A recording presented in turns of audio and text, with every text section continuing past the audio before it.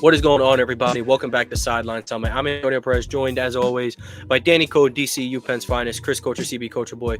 We got another great episode for you guys today. It's time to preview some of the top games from Week 3 coming up. We are recording this on the same night as Thursday Night Football, so you'll get the recap on that, obviously, on our Wednesday episode next week. But, the games on the agenda, we'll be talking Eagles-Rams at the divisional round rematch. We will be talking Cowboys-Bears. Cowboys coming off that thriller. Bears, much need. They need a win bad. Chargers-Broncos and AFC West Classic. Ravens-Lions Ravens already were in the game of the year so far. We could have a part 2 very easily. Jags-Texans, two teams looking to avoid 1 and 2. Or Texans trying to get to 1 and 2. Jags not trying to be 1 and 2.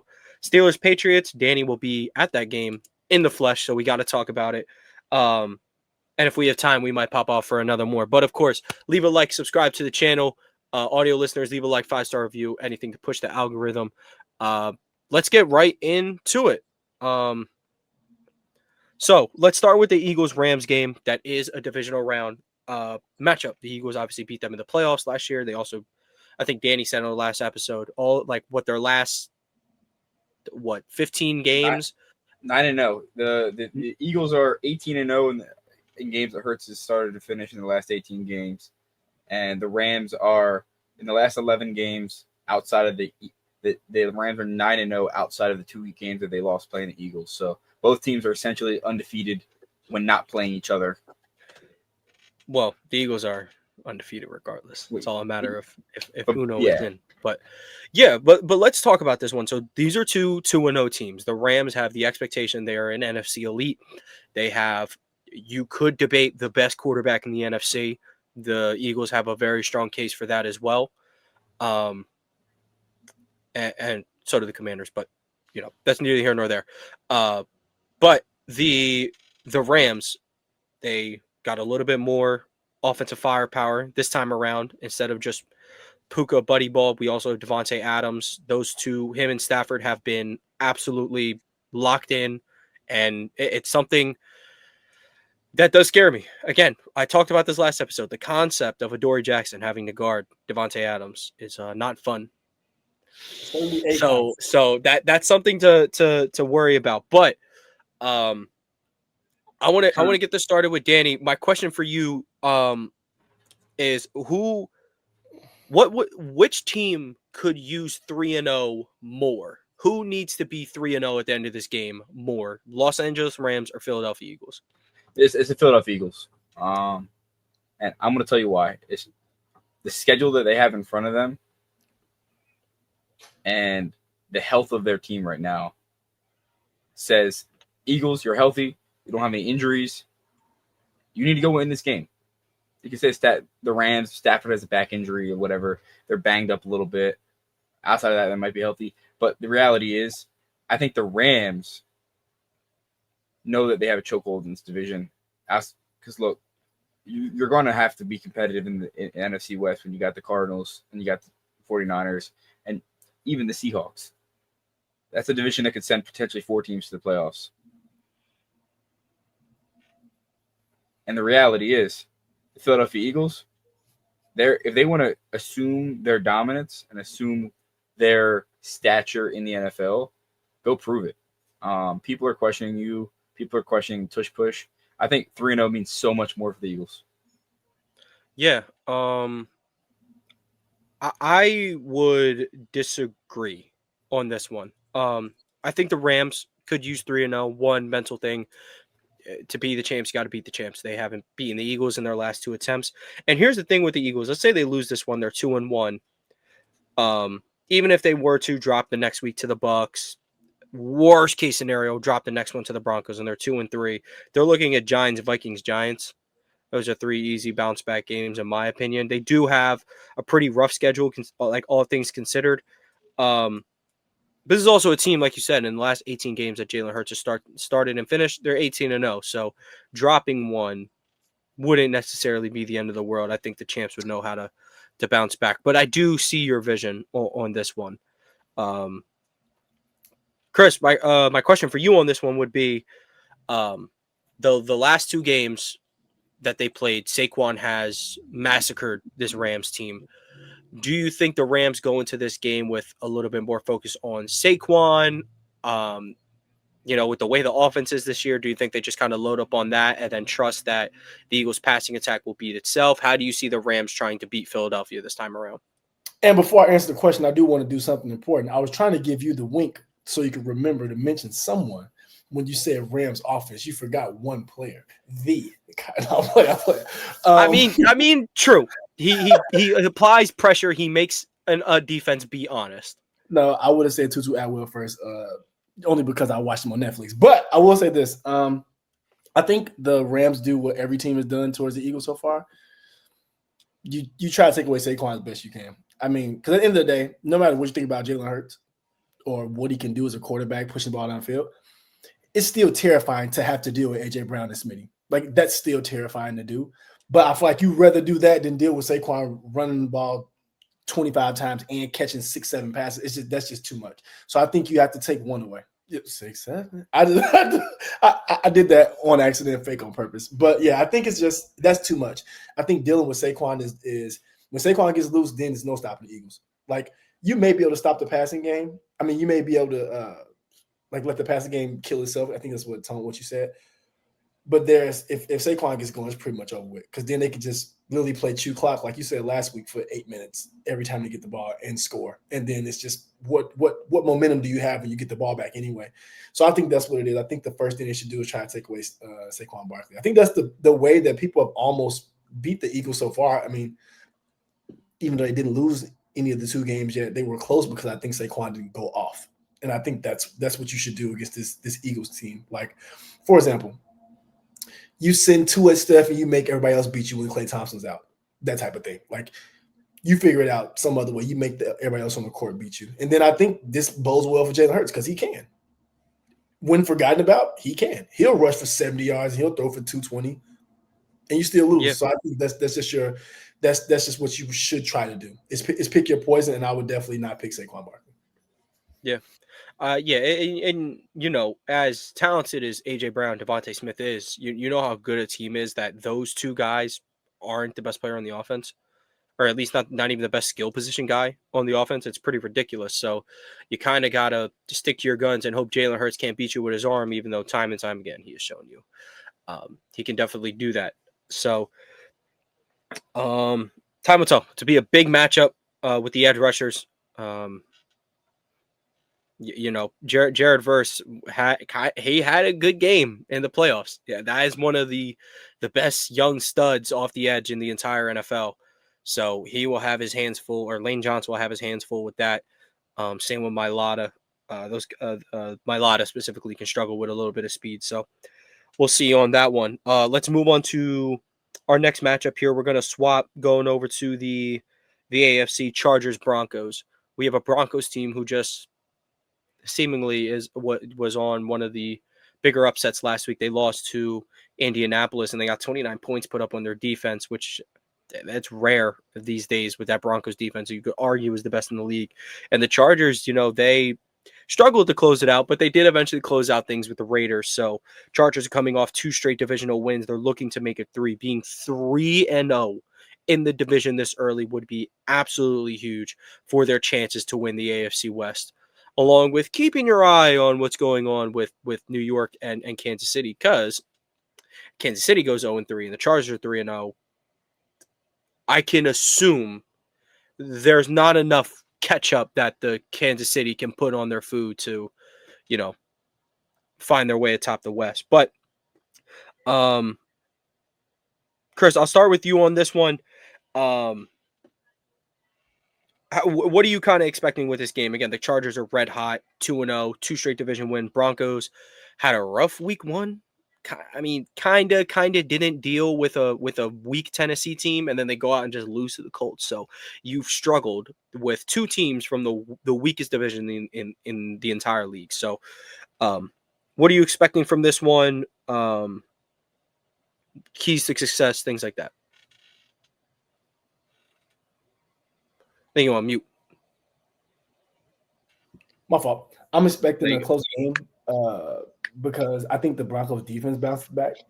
But I'm expecting a close game, but Chargers win, like a 17-10 type of game. Like that's what I'm expecting. I think the Chargers just are going to outlast them. I don't believe in Bo Nix. I didn't before. He tricked me for a couple weeks, but I just don't believe in it. And I don't think they have the playmakers on offense outside of Bo Nix, like to really supplement that. So I think the Broncos, the defense bounces back, but I think the Chargers put up enough points to win. I think it's a close game, really close game.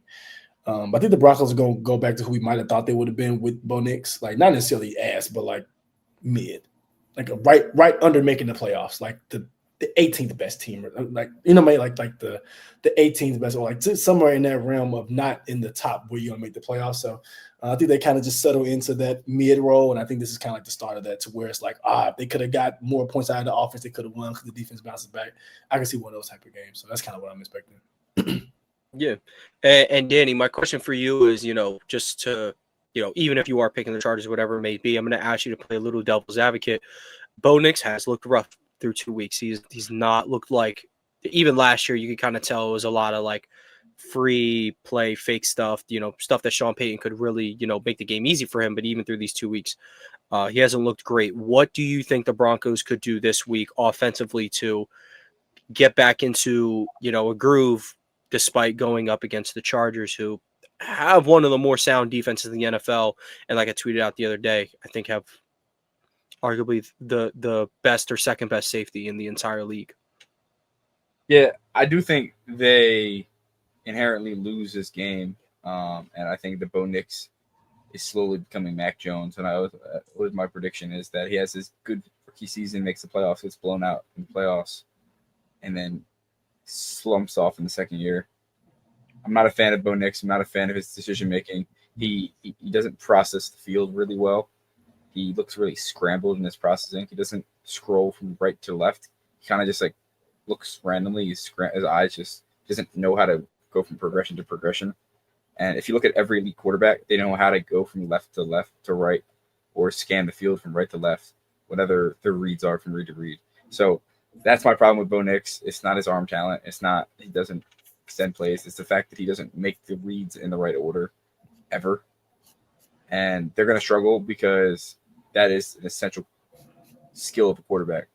In terms of how they can turn around this week, it's going to be run the ball and run play action off the defense, and hope and pray that Derwin James makes mistakes. The Chargers are entering territory where you need to make mistakes in order to beat them. You need them to make mistakes. I think that's a great way to put it, to be entirely honest, because the only reason they couldn't close out the Vegas game was they just kept making mistakes. Throwing the ball in second down, stopping the clock so they can't chew the clock properly. Amari and Hampton's not, looking as promising as many GMs might have thought he was, even though, we kind of knew what it was. But I digress. Yeah, I think this week, I kind of have to agree with you, Danny. I think the Broncos are kind of set up for a loss here, but we'll go over our rapid picks again later. Where it's really messed up is, the Broncos, they've been relying on the rushing attack. They're averaging 135 rushing yards per game, but the Chargers only allow 83. And where the Chargers, they're weak at the rushing attack, they kind of only average 85 between Omarion and Najee.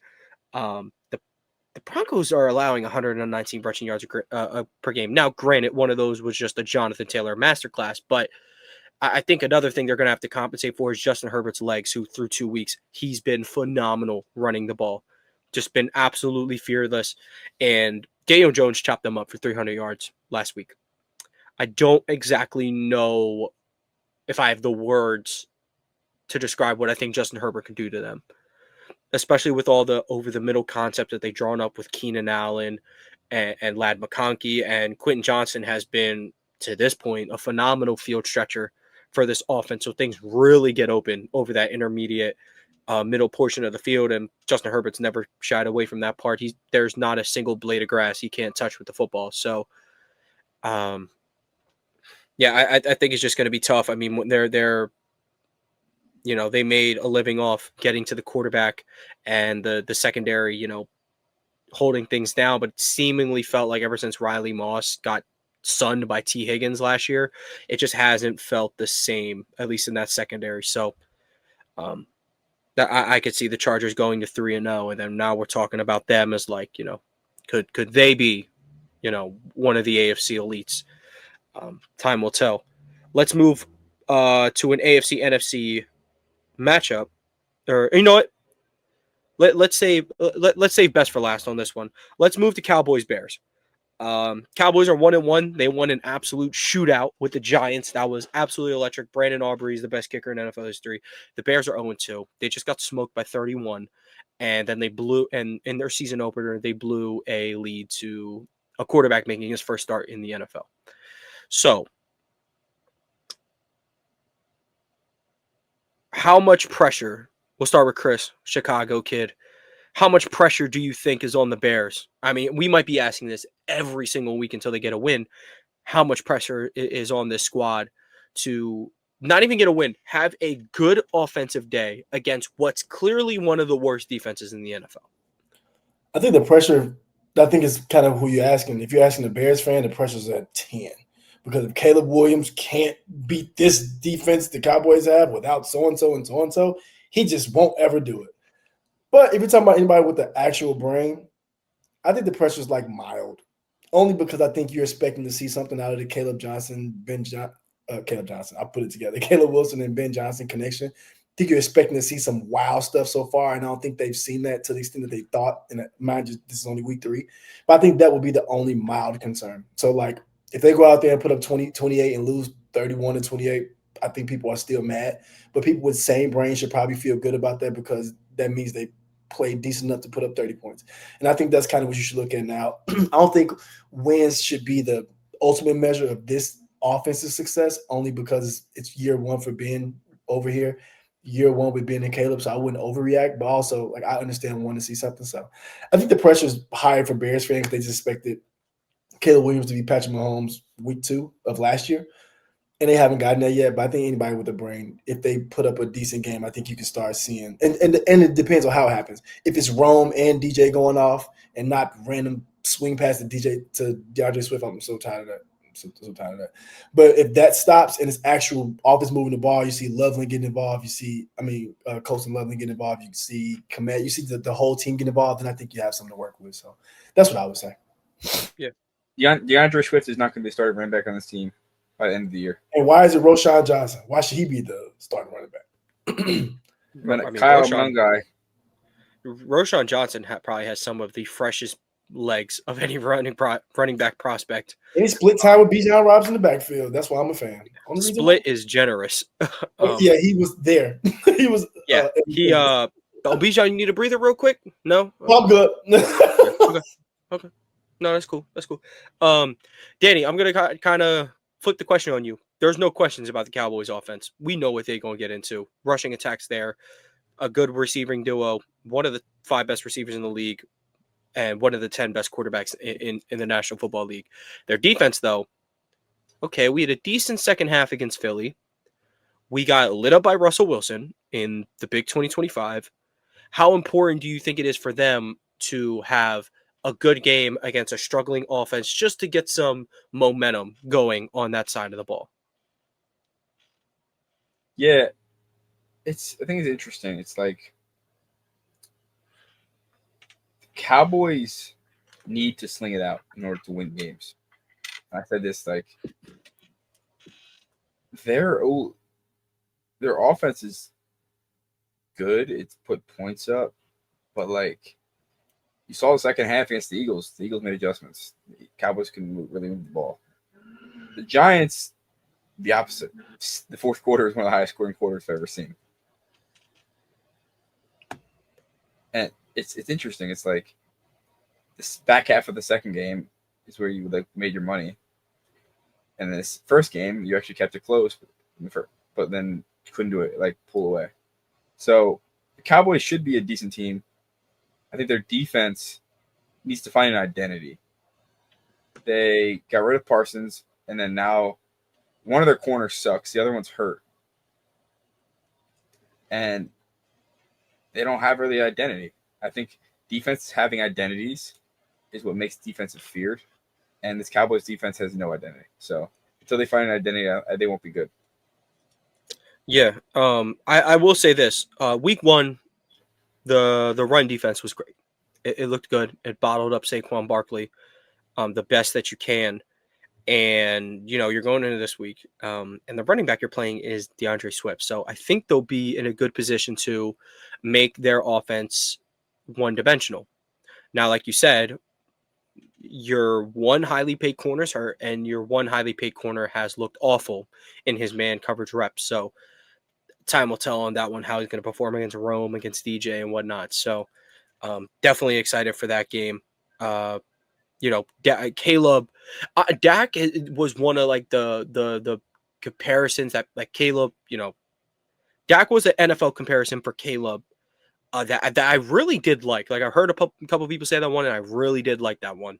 The great escapability. Dak's not turning his arm into moon sand, and just throwing with a dislocated, like he's not doing that. But the point still stands. They got similarities in the game, and I'm excited for that one. Let's go to Jags Texans. This is going to be an AFC South matchup. Very important. Texans not looking to go 0-3, and the Jaguars looking to go to 2-1 after what they should be 2-0. They should be 2-0, but they made so many errors across the board from the top of from coaching to players. It's just been very weird. I'm going to take my first swing on this one. Here's my key to victory for the Jaguars. I think you're every bit as talented as the Texans. I think you might even be better than them offensively. Here's where one simple move could make them so good. It can make them so good. Please just let Travis Hunter get a rhythm. Do not be like, okay, you're going to play offense. We're going to sit you for a little bit. You're going to sit another defensive series. Come play some defense. You're going to sit on offense. Give him a plan. Don't make him so limited to both sides of the ball. Go all in with one side, or you can do this. Travis Hunter is the most rhythm player I've ever seen. Like basketball is a very rhythm sport. A lot of guys are rhythm players. Travis Hunter is that in football form. To be good on defense, to be the shutdown corner he is, he's probably got to be on offense too, and vice versa. Let him let's say y'all get the ball first. Start him that offense. Let him play defense, offense. Let him decide if he wants to go back out there for the next defensive series. Yeah, it's a little not diva-ish because I'm not accusing him of this, but it's like, yeah, your game plan will eventually, it revolves around him. It revolves around him because he's the potential to be your best receiver and your best defender all in one. So you kind of got to play to his strengths and what he wants to do. I think hopefully they'll have a little bit more of a game plan with him, whether that's all offense, all defense, or like what I just said, give him 3 straight series, take a series off, 3 straight series off, unless it's like in the clutch and it's like, all right, you're going to have to suck it up and go out there. But I don't think he could play. If he could, he'd play every snap of the game. He's a special athlete. So that's my thoughts on this game. Danny, I want to go to you for this one. Texans, last time they were out there, lost a heartbreaker to the Bucs. Baker Mayfield gave him a good old walk him down because that's what Baker does. How can they look to bounce back off of this game? Going against a team who also suffered a walk him down by Jake Browning.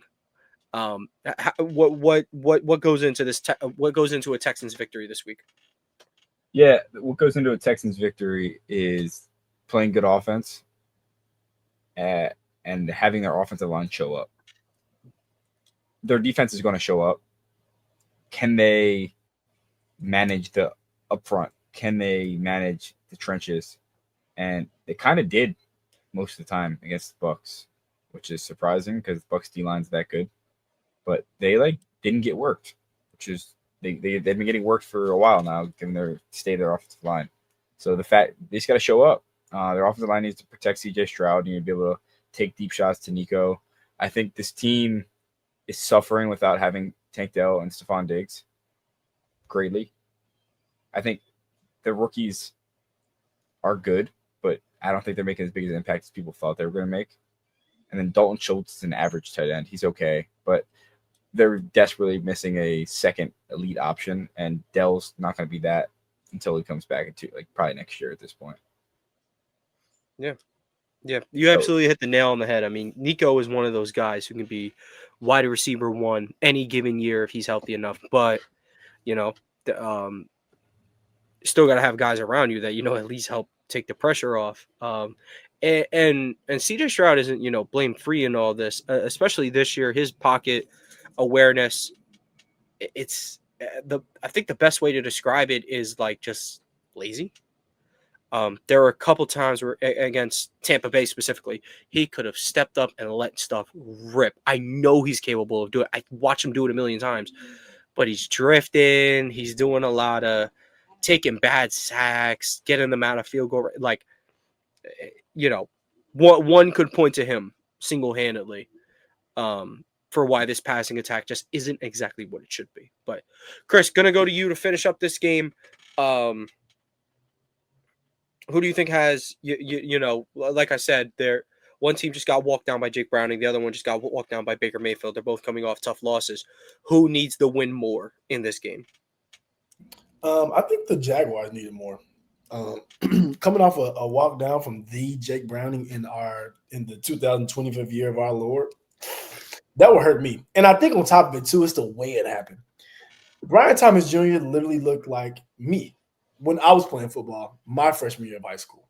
I didn't want to get hit either. But guess what? That's why I chose basketball, because it hurt. Brian Thomas, you're in the NFL, brother. You have to go across the middle and not duck your head because you see somebody coming. That was watching it in slow motion, watching the all-22, that looked crazy. So I think they need the game the most in a bounce-back way on so many levels. You can get, again, I think to your point, Tone, which is important, you get Travis in a rhythm. You get Brian Thomas Jr. to remember how football works and that you have to go across the middle sometimes.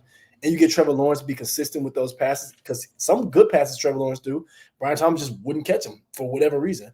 So I think this is the game where they need to get their rhythm, need to get ETN, keep him rolling as much as he has been so far. I mean, like I said, it's been 2 weeks, but keep him rolling. I think they have a lot to build on. And I think they just are in a better position moving forward right now than the Texans are. So I'll just say that they're, as far as health, team makeup, blah, blah, blah, and young guys trying to, get together, all those things, I think they need it more, and I think they should come out and play like it. Yeah, I absolutely love that point of view on it. I will say, Trevor Lawrence, for someone of your stature, of your prestige, I guess you could say, of judging everybody on have you been better than Spencer Rattler this year, and Lawrence, the answer would probably be no. So that's unacceptable. For certain guys, it's acceptable, and for others, it's not. Thoughts on Jared Goff? Has he been better than? I think off that one game alone, I have to say yes, dude. He shredded Chicago so bad, dude. No Jalen Johnson, no Tyreek Stevenson was out there, so that's a plus for the Lions. Thoughts? 5 tutties is 5 tutties. 5. I mean, he was just getting whatever he wanted. Him, Jameson Williams, and Amon-Ra St. Brown moving like nothing changed. Like Ben Johnson never walked out the door. So it was great. But let's talk before we get into Lions Ravens. We do have one more. Steelers Patriots, the ever so lovely rivalry of the AFC playoff past. Not necessarily revived, but we do have an old head who witnessed those times. And then we have the youngster in Drake May. Danny, I mean, we got to start with you. You're going to be at this one. You're a big Drake May guy. Obviously, you bleed black and gold, or black and yellow. What kind of goes into this game? I mean, the Patriots lost a rough one week 1, bounced back week 2. Steelers won a thriller week 1, and they have a game full of dumb mistakes, and they lose to Seattle. So, the thing is that is it was very concerning to me what happened in week 2. The Steelers typically don't make those mistakes. They're typically the team that takes advantage of the teams that make those mistakes. So that's a concerning part. I mean, Tomlin benched Caleb Johnson immediately after that, which is like a good sign. Yeah, it shows he still holds guys accountable. Yeah, it's honestly unacceptable that you don't know the kickoff rules and you're starting kick returner. That should be unreal in the NFL. But otherwise, looking forward to this game. I think you have a young blossoming quarterback versus Aaron Rodgers, who, despite this stat line this past weekend, didn't play a bad game. He was putting throws and putting his players in opportunities to succeed. Calvin Austin messed up on the interception in the end zone. He should have stayed flat to the pylon and caused a tip up. It was an absolute dart to the back corner of the end zone for Freiermuth. Freiermuth dropped the ball that was like a 60-yard dime down the sideline. I don't think anyone ever doubted Aaron Rodgers still having the arm strength, but like he's kind of been touting a little bit. He's saying like, I can still make these back shoulder throws. I can still make these deep shots down the field. Look, his mobility's gone, but he can still make the throw. The reality needs to be is Derek Harmon makes his debut. Can they slow down the Patriots' run game? It's not the best run game in general, but can they slow them down? And they've struggled. They've allowed 2 back-to-back 100-yard rushers to start the year after allowing Derrick Henry to run for like a gazillion in the playoffs. So you went and go up the front lines. Go stop the Patriots. Shut them out to 45 yards. And they can do it. It doesn't make sense. Saquon Barkley last year had his lowest output, one of his lowest outputs of the year against the Steelers. He had like 18 carries for like 65 yards, which makes absolutely no sense because they struggle against every other running back. Well, y'all loaded the box and played man behind it, and that was actually Jalen Hurts' probably best game of the regular season. That or the Bengals one. Any game where you look at the box score and Saquon didn't play well, I can assure you Jalen Hurts played well. So it truly is a pick your poison thing. But let me go to Chris here. So looking at who the Steelers have played so far, quarterback, they've played Justin Fields and he lit them up. But then he had a bad week 2. And then they played Sam Darnold, who had a bad week 1. But he had a decent game against the Steelers. Now they're at Drake May. With, the guys they have on defense, how can you expect this Steelers defense to attack a younger but talented quarterback like Drake May? The same way they would, just because this young quarterback does not have a Garrett Wilson, who I'm a huge Garrett Wilson fan, and they also don't have a JSN or the other weapons that Sam Darnold has at his current disposal. So I think the Steelers will take advantage of that and put pressure on Drake May. I've seen the Steelers movie enough times. They put pressure on my boy Lamar like no other, honestly. And I think they'll do the same to Drake May this time. They come out with a vengeance against Lamar for whatever reason. They like have an extra gear. I think it's Mike Tomlin. He sprinkles some devil voodoo magic into their drinks, and I think they just get turned up. But I just think I think the Steelers are going to go out and put them away early because they know they have to. You can't play. You know what Doc Rivers said. I'm not going to repeat it, but you can't. Don't play with your meat, man. they can't do that. And I think that they we'll just try to put belt to them early. And like I said, I don't think the Patriots have the playmakers outside of Drake May to really. I think the word I'm looking for is like outlast the Steelers' pressure. Like what they're going to do. I don't think they have the playmakers to do so. Like, can Travion Henderson get loose? Yeah. But do I believe in Hunter Henry or Boot or anybody else on that team? No. So I think it's just for me, I think the Steelers just going to put too much pressure on them. And then they have a good game defensively and it kind of just rolls over to offense. That's kind of what I see happening. He said, I do not have the facilities to work with that. Yeah. The Steelers, they have all the goods, especially with young quarterbacks. Like they know how to put the pressure on. They don't necessarily have a receiver that's threatening Joey Porter and Jalen Ramsey. Even if Jalen Ramsey is not in the prime of his years, I think he can handle Keyshawn Boot. I would hope so. I'd hope so.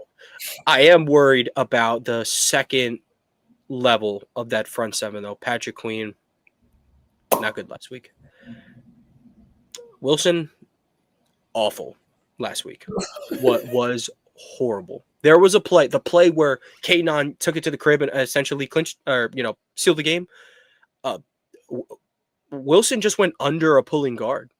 The same dude who's in the camera talking about running him over, scared to make contact on a guard to set the edge. And they took full advantage of it. That's unacceptable. That is not how Steelers linebackers play football. No chance. Yeah, so, Cam Hayward had a good game last week, though. We'll point that out. A lot of Cole Holcomb going forward. Yes. Yes, I would agree. And then they signed Cam Juwan Hayward had a Bentley. good game, though. Every time Cam Hayward has a good game, his brother sees another year in the NFL. So, Yeah, sadly. I do want to note they signed Juwan Bentley, play linebacker, come downhill. Jabril Peppers is going to have another game under his belt. Yeah, that's pretty important. I think Peppers can be a lot more impactful than he was. Look, Peppers, but y'all signing Bentley to Bentley, play linebacker. That ain't going to work, man. He's a thumper. He's a downhill thumper. Oh yeah, he's a thumper. Have you seen his paws? The play on word here is that my dog's name is Bentley, but yeah, who would play linebacker? By the way, I'm just saying. Probably could knock someone out too. Probably could, as he currently is. But yeah, live that one up, man. Drink a beer for me, please. Just for Drake May. For Drake May. Beer up for Drake May. Percocet up for Rodgers. I think I want to wear a Drake May jersey of the game. Oh, you're sick. You are sick.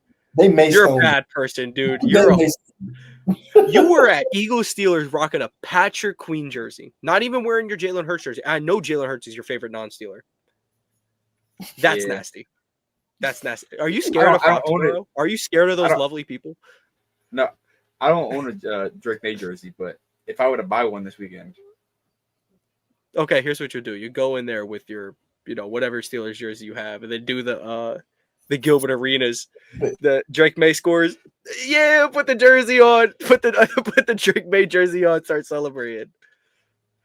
Dirty word. But yeah, let's get into the finale of our preview. Ravens, Lions. We have a game of the year candidate coming up. These teams love to score the football, and their defenses love to show up every other week. So we could be in for an absolute classic. Chris, I'm going to start with you. Ravens had light work of a bounce back week against the Browns. You could essentially call it a mini bye. And the Lions, again, they kind of did the same thing that you guys did. Easy bounce back, good offensive day. What do the Ravens need to do in this game that they didn't do against Buffalo to make sure they don't blow another absolute primetime classic? They need me to put my call into my source and to talk to Waymo. Let him know the game has been moved to Tuesday. He forgets to go. Back. He forgets to go. And then we're good. Now, I think they did do what they did for the first 3 3/4 of the game. Play good football. And then combine that. Like, hear me out. It's almost like they can combine that with what they did to the Browns last week when they thought like, hey, maybe we shouldn't start playing ass because we're up 11. Maybe we should try to play better. Yeah. They do those two things, they win this game by 2 touchdowns. But it's Ravens are some of the biggest stat patters of all time, man. You said who? Ravens, they were up by like 5 touchdowns. They said, all right. The Lions are the greatest stat patters to ever play this game. But one thing Lamar gonna do when he look at them stats, he got 1 passing touchdown, and he have 2 touchdowns. Oh yeah, it's gonna be 2 more out of nowhere for no reason. It just will be. Yeah, but I think Lamar start having fun with it. Yeah, he's like, I'm gonna start throwing no looks. But I think this week they have to do that though. They have to play how they played against the Bills, like play good football all the way around, but finish the game. And I think that's just the most important. You can say that about the Ravens every other week when they blow a game, but I think that's what it is because the Lions have that type of firepower to where more firepower than the Bills in my opinion. Yeah, the Bills have the best player of the 2 teams, obviously, but would I take Gibbs, J-Mo, Amon-Ra, blah, blah, blah, over just Josh Allen? Probably so. So I think in my opinion, they just have to keep their foot on the gas. Like no lead is safe enough in the NFL now, obviously, but no lead safe enough, especially against the Lions, especially when they had such a good game last week, putting up 50 points. Going into this week, they could be rolling, and I think this is something you don't want to play with. So I think the Ravens have to play a full, complete game and not take their foot off the gas. And also not jump on Nate Wiggins to celebrate a touchdown so you can hurt his knee. But those are just small acts by me as a fan. Yeah, and for me, I can't see Ravens-Lions without seeing the walk-off Justin Tucker field goal. That was a bad.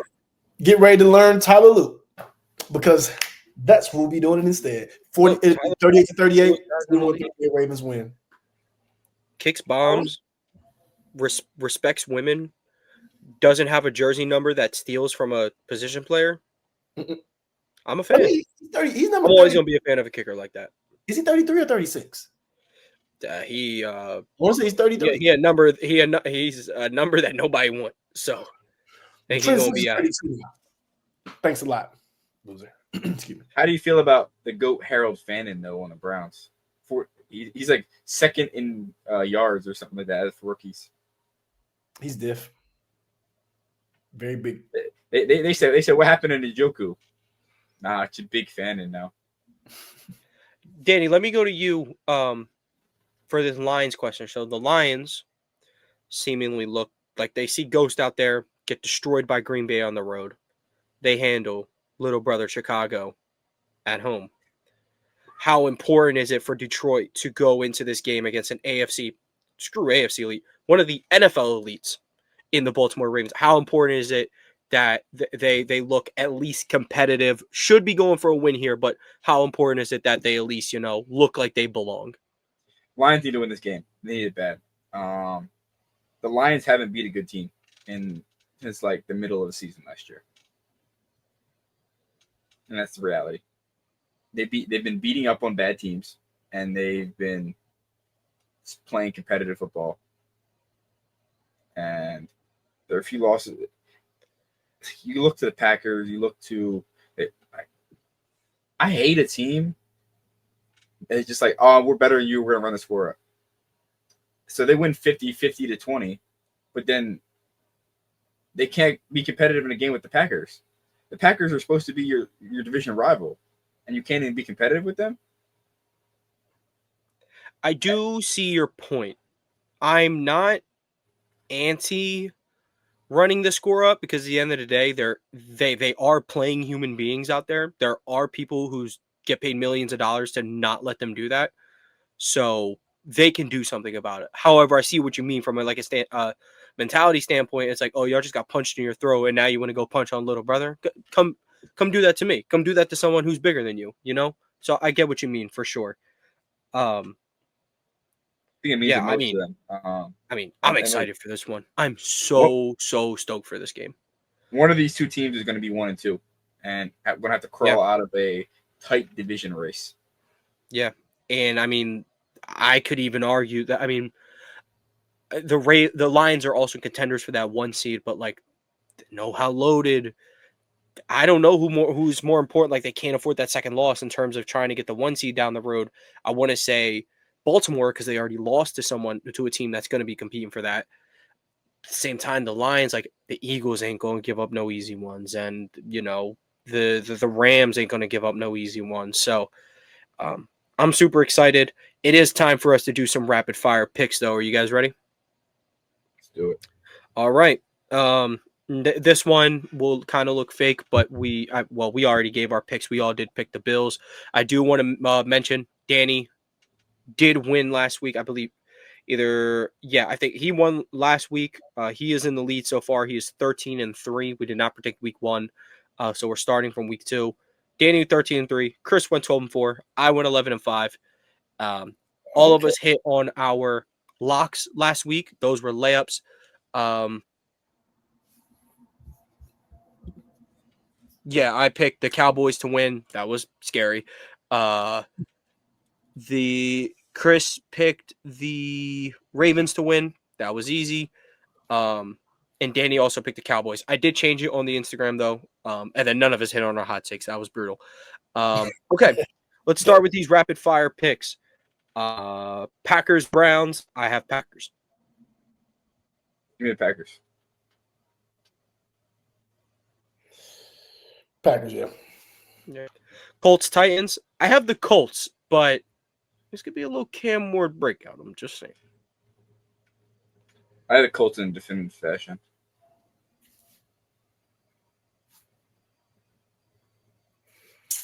Colts. I'll go Colts there. All right. Absolute banger. Jake Browning versus Carson Wentz. Bengals versus Vikings. I got the Bengals. Give me the Vikings. I think the Flores is going to put a really, really good defense out. I think it's going to be some shitter of a game, like 9-6 or something like that. Yeah, I got Vikings too. All right, so I have the Bengals. You guys have the Vikings. Steelers, Patriots. Steelers. Yeah, I think the Steelers. I think Chris alluded to. I got Pats. Rams, Eagles. I thought about this one a lot. And then I remembered we have Jalen Hurts. He employs Saquon Barkley. Oh, I thought I was about to say. I'm about to say, well, The boat. We employ him, AJ Brown, Devontae Smith, Lane Johnson, Zach Blount. We employ a lot of guys, right? Give me the Eagles. Yeah, I'm taking the Eagles here. they have the Eagles too. But for punishment, since Jordan Davis had an attitude on the sideline, I think you should send him to the Ravens. In exchange for Kyle Hamilton. And that's how it should have worked the whole time. Dude, you can ask Danny. I was begging and pleading for Kyle Hamilton at 13. I wanted him so bad. Let's go to this next one. Jets, Bucks. All right, the Bucks. Lock of my day. Give me the Bucks. That's going to be your lock. I mean, good. I can just only, write that down now, I guess. Justin Fields, it makes it easier for me to say the Bucks. But I mean, had Justin Fields been there, I definitely would have still picked the Bucks. But all right, let's go to the next game. Raiders, Commanders. I got the Raiders in this one. No JD5. Is he officially out? He didn't practice on a Friday or on a Thursday. I didn't see that yet. But no, the Commanders still employ Marcus Mariota. Yeah, give me the Raiders. Eagles had Marcus Mariota. I'm picking the Commanders. Okay. That's my hot. Danny? That's my hot. Raiders. Just put that down too. You got the Raiders. All right, me and you have the Raiders. Wait, I don't know if Commanders are hot. They're 3.5-point favorites. Oh, they're still favorites? Oh, well, never mind then. Oh, dang. All right. Well, we'll cross that bridge when we get there. We're going to go over all of them again. Falcons, Panthers. I got Falcons. Yeah, I got Falcons. Panthers. That's my hot take. All right. Well, Danny's just getting ahead of the whole entire segment and ruining the entire show. Nothing new. Texans, Jaguars. I got the Jags. Yeah, I got the Jags too. You give me the Jags. Gotcha. Clean sweep for the Jaguars. Broncos, Chargers. I got LA. Yeah, Chargers too. Go Chargers, go. Chargers. Saints, Seahawks. Ooh. I have sadly Seahawks. Jalen Milroe, baby. Yep. He will not be playing. Yes, he will. It'll be 31-10 going to the fourth quarter. Jalen Milroe hero ball. I will pick the Seahawks. Jalen Milroe will give Rattler his first career win. Nah, no shot. We're all going Seahawks? Yeah. Cowboys, Bears. I got the boys. Give me the Bears. I'm really trying to think of who I hate more. I live in Dallas, but I do hate Bears fans.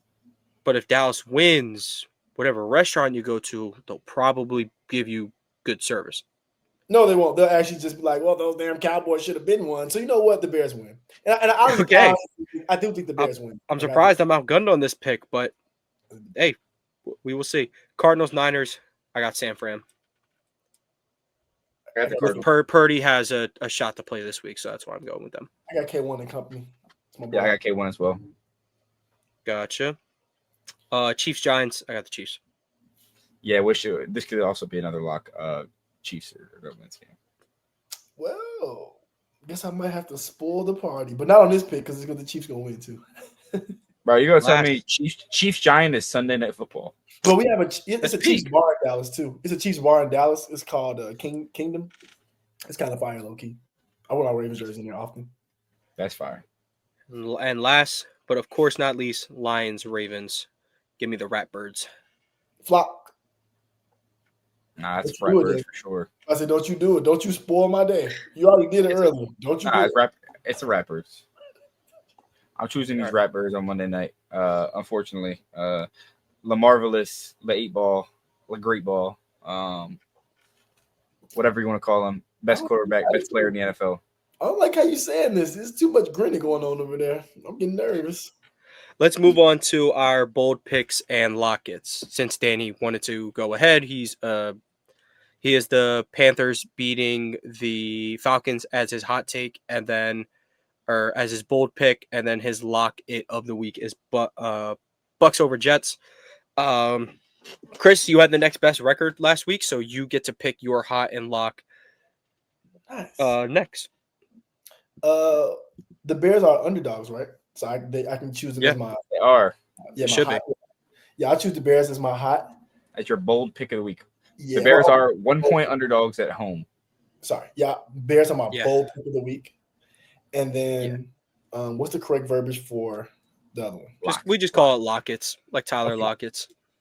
That's what we should call it. Our Tyler Lockets of the week. Tyler watched it. Yeah, so Our Anquan Boldens of the week and our Tyler chill Our on Anquan Bolden, Ravens, Tyler Lockett. legend Anquan Bolden. Without him, we do nothing. But my locket for the week is Chiefs over Giants. No, I just in my mind, I cannot see Patrick Mahomes losing to Tyrone Tracy and Russell Wilson. I didn't name Neighbors and Wanda Robinson. hey, but you ain't say Dart. If Jackson You did Dart plays and the Chiefs aren't up 30 points, I'll know something. Mahomes' weakness will be quirked up white boys like Zach Wilson and Jackson Dart, I'm afraid. So my bold pick of the week, I don't know these spreads off the top of my head. Oh, wait, let me check my notes. I definitely checked this earlier. The Bengals are dogs. They're plus 135 due to the latest odds, or plus 136. So the Bengals will be my bold take for the week. I wonder how that's going to shift towards game time or when they realize Carson Wentz is the quarterback for the other team. But I'm taking what I can get. And yeah, you guys actually took my 2 of my 3 locks for this week. I'm really shocked, but my locket is going to be the Packers over the Browns. Sorry, Browns, you might be a free lock every week. You might be. We might be picking on you guys for a bit. All right, so one more time. I think the Packers struggle. I think they win this game, but they struggle in the weirdest way. Is it a win or a win? Keep the main thing win. the main thing. All right, our bold picks for this week. I have the Bengals over the Vikings in a quarterback trash off. Danny has the Panthers upsetting the Falcons, and then Chris has his hometown Bears beating his current town Cowboys. And then our lockets of the week, I have the Packers over the Browns, 2 very historic franchises. Chris has the Chiefs beating the Giants, and then Danny has the Bucks taking care of business against a fieldless Jets. Yeah, that's the week 3 preview. I can't believe we're already in week 3, man. It's been a blast so far. Let's keep doing this for sure. Penn State, Texas A&M don't play this weekend, but they have a banger next week. I think A&M has Auburn, Penn State has Oregon. Night whiteout game. It's going to be electric. But thank you guys so much for tuning in. Again, if you're watching this on YouTube, leave a like, subscribe to the channel. Audio listeners, leave a like, 5-star review. Anything to help push the algorithm from AP New Freezer, Coached by Migos, DC Comics. Thank you guys for tuning in, and we'll catch you guys on Wednesday. So the season is over.